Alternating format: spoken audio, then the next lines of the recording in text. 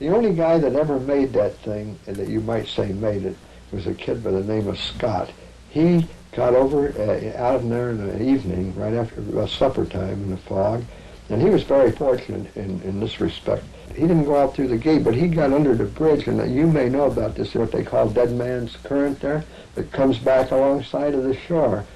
He was lucky enough to get into that, and he got up on the shore there right off the Presidio, and some little kids seen him and run home and told their parents. Well, when the police got there, hell, this guy was already in a state of shock. When they got him to the hospital, his temperature was under 95. So if they hadn't picked him up, he would have died right there anyway. But that was, as far as I'm concerned, that's the closest successful escape from Alcatraz. Did you ever consider escape?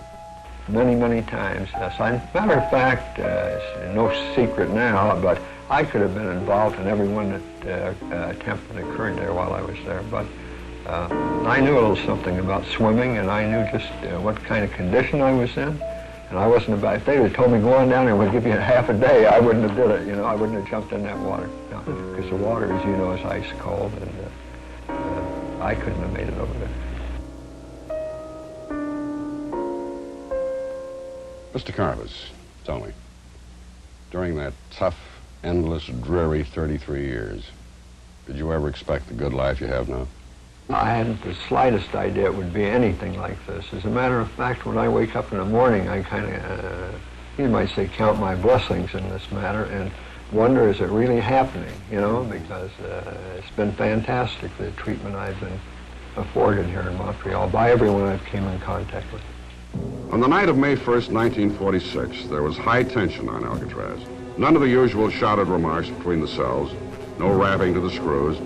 The captain's office reported very few written requests for interviews, few ducats asking to be seen by the doctor. Everyone seemed to have something on his mind that night, something to keep him quiet and thoughtful.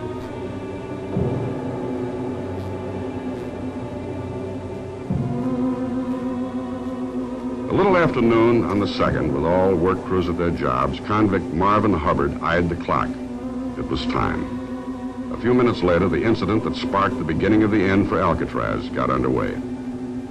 Hubbard slipped a butcher knife up the sleeve of his denim shirt, stepped into the main drag between the two southern cell blocks, the cons called it Broadway, and approached Officer W.H. Miller. Bernard Paul Coy, a Kentucky bank robber, and a teenage Choctaw gunzel named Clarence Carnes joined Hubbard there from the recesses of C Block. Almost silently, they decked Miller. They were immediately joined by Joseph Paul Kretzer, just out of the hole after a 90-day stint for assault. Together, the foursome awaited Bert Birch, the gun gallery guard, patrolling the cell blocks from a narrow shelf some 12 feet above them. For weeks, maybe months, they'd timed his movements to the second when he'd arrive. They needed Birch. He carried a 30-06 Springfield, a holstered .45 revolver, and a gas billy. Furthermore, he had access to the door to D Block, and through D Block was the road to Liberty, partial Liberty. They needed Birch.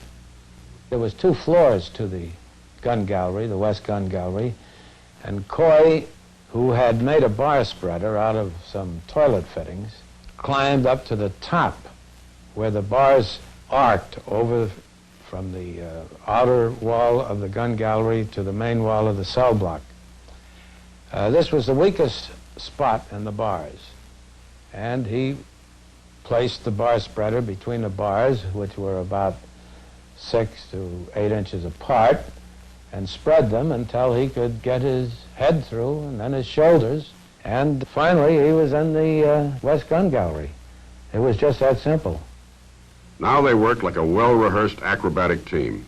Coy mounted to Hubbard's shoulders, lifted himself to the gallery, entered Birch. Coy strong-armed him. They beat him into unconsciousness. Within seconds, his weapons were in the hands of the convicts. Elapsed time, 12 minutes. The riot was dead ahead.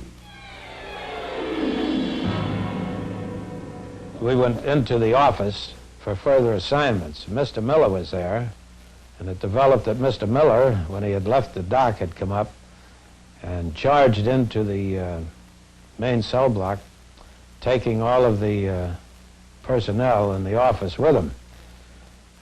Most of these people were captured. However, Mr. Miller did succeed in getting out, but only after being shot at and having his face half burnt off with an exploding gas belly. Immediately, the cons were into D Block and releasing other prisoners. Some wanted to join up with the mutineers, others didn't. 7 officers were rounded up and locked into cell 403, which was constructed to hold 2 men. More weapons were obtained. But a fatal mistake had been made. The key to the big door leading to the outside yard had been missed when Carnes, the young Choctaw, had searched the offices.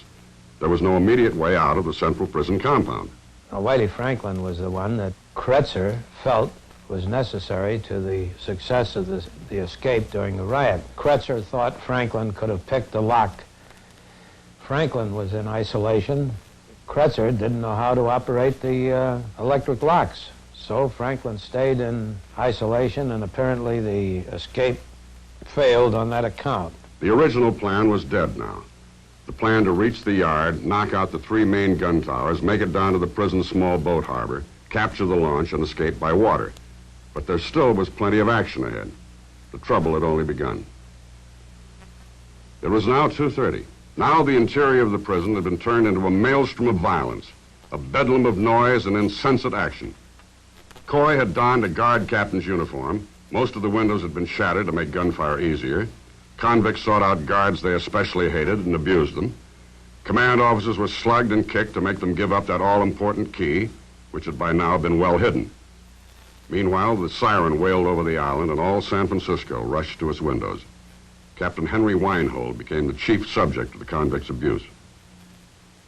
"If we're all going to get killed," Kretzer said, "we'll kill you first."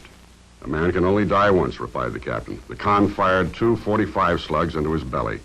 6 other officers were shot in a 5-minute sequence of incredible savagery.